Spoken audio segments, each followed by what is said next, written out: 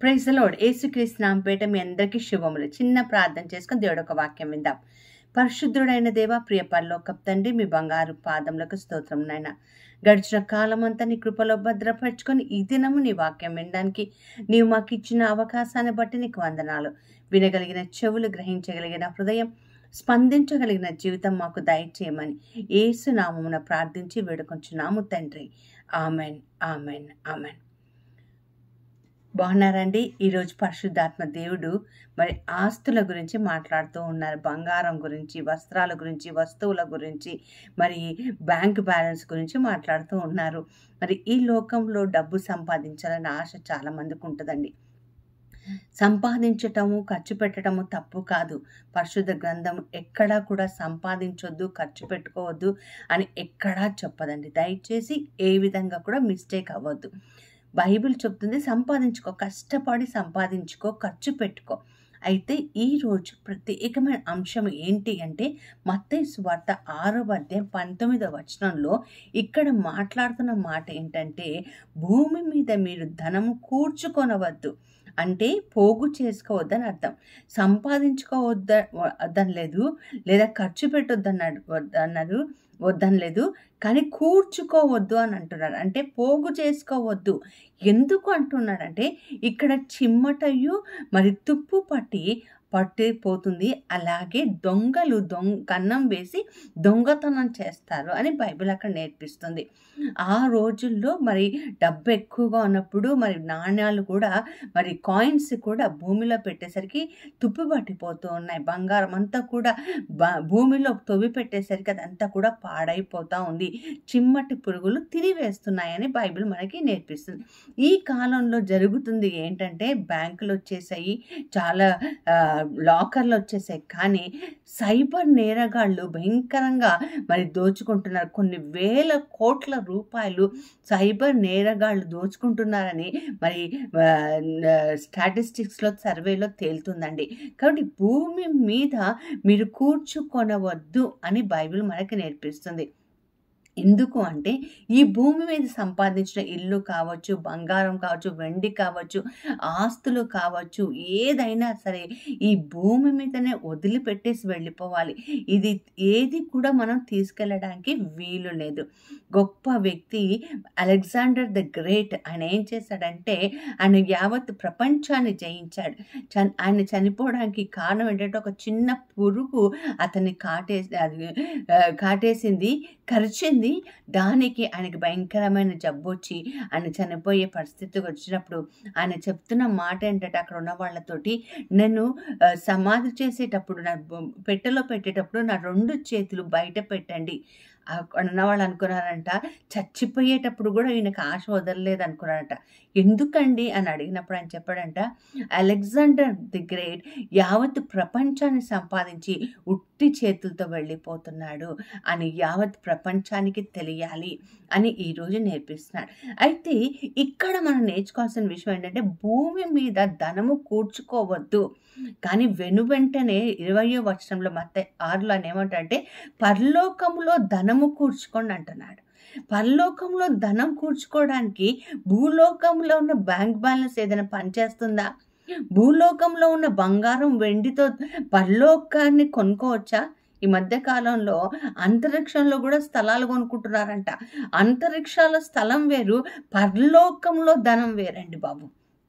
కాబట్టి ఈరోజు చాలా జాగ్రత్తగా నేను జీవించినంత కాలము నేను ఏం చేయాలో నేర్చుకోవాలి.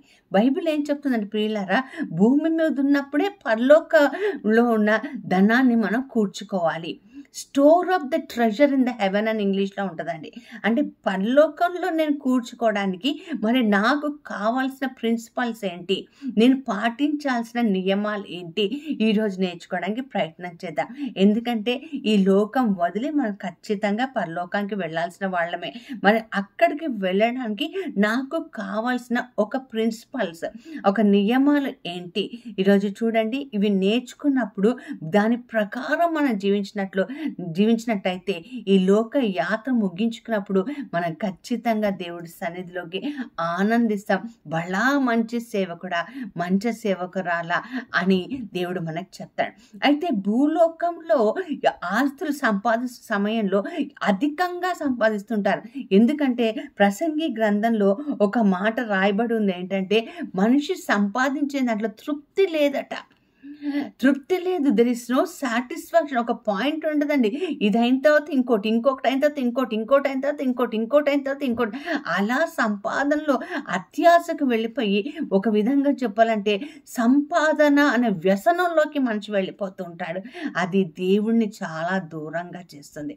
మళ్ళీ చెప్తున్నాను సుమా, సంపాదించొద్దని దేవుడు చెప్పలేదు, ఖర్చు పెట్టొద్దని చెప్పలేదు, కానీ మధ్యలో ఇంకేదో మనం చేయాలి.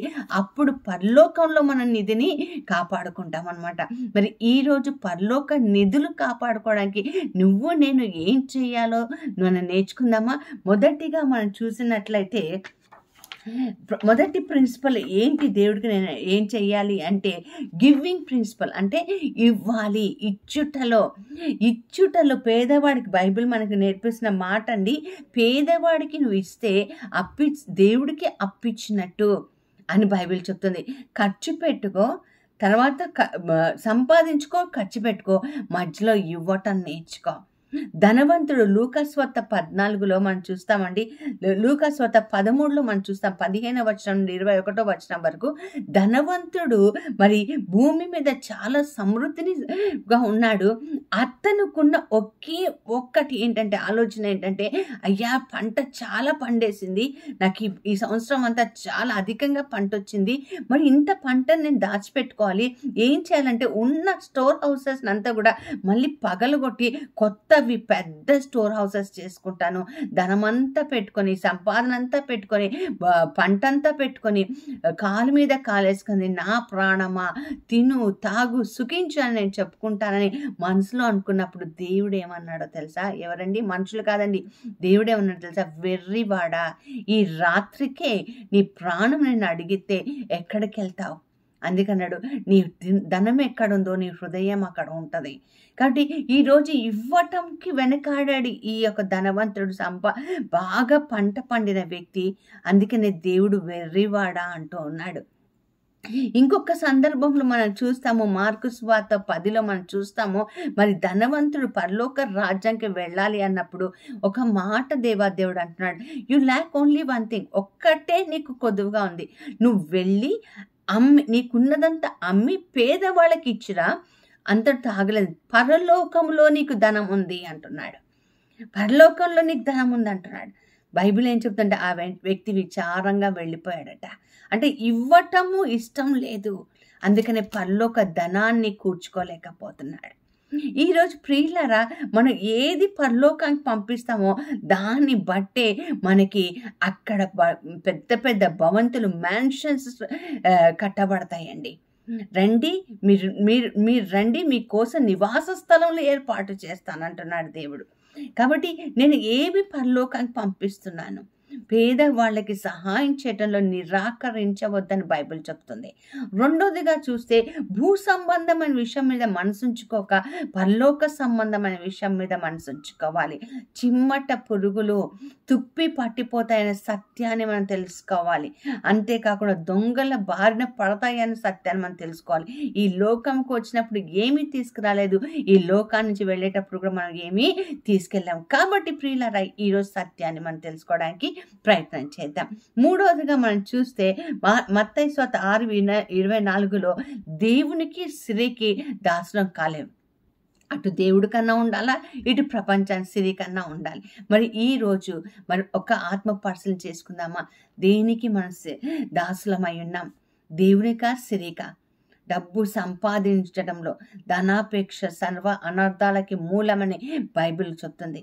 ఈ లోకంలో తినడానికి తిండి, కట్టుకోవడానికి బట్ట ఉంటే చాలని బైబిల్ చెప్తుంది. ప్రియులారా, చిమ్మట పురుగులు తినేస్తాయని బైబిల్ చెప్తుంది. పేదవాళ్ళకి సహాయం చేయమని దేవుడు మనకి చెప్తున్నాడు. మరి ఈరోజు నీ జీవితంలో ఎదురైన పేదవాళ్ళకి నీ వంతు సహాయం చేసి పరలోకంలో క్రెడిట్ చేసుకుంటావా? పరలోకంలో అకౌంట్ ఓపెన్ చేసుకుంటావా?